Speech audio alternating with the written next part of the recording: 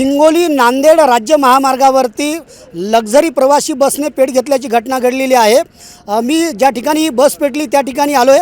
आपण जर पाहिलं तर आगीमध्ये संपूर्ण बस जळून खाक झालेली आहे। केवळ बसचा सांगाडा उरलेला आहे। कर्नाटक राज्यातून ही बस निघालेली होती।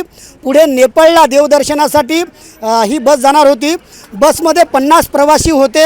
आपण जर पाहिलं तर चालकाच्या प्रसंगावधानामुळे या 50 प्रवाशांचे प्राण बचावलेले आहेत।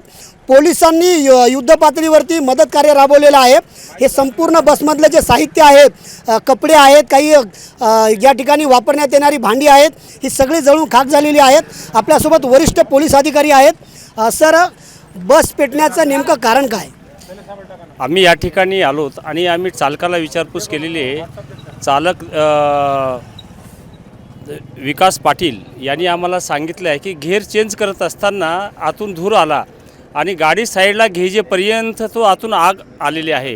त्यांचं असं म्हणणं आहे की शॉक सर्किटमुळे ही आग लागलेली आहे असं त्यांचं म्हणणं आहे आणि केवळ त्यांच्या कौशल्यामुळे ह्या लोकांचा प्राण वाचलेला आहे।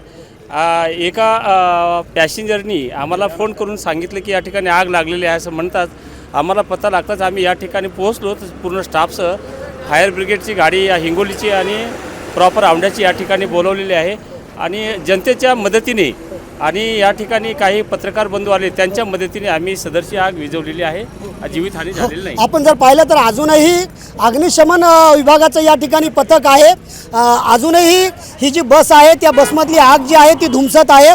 अग्निशमन विभागाच्या पथकाकडून अजूनही या ठिकाणी या बसला विझवण्याचं काम सुरू आहे।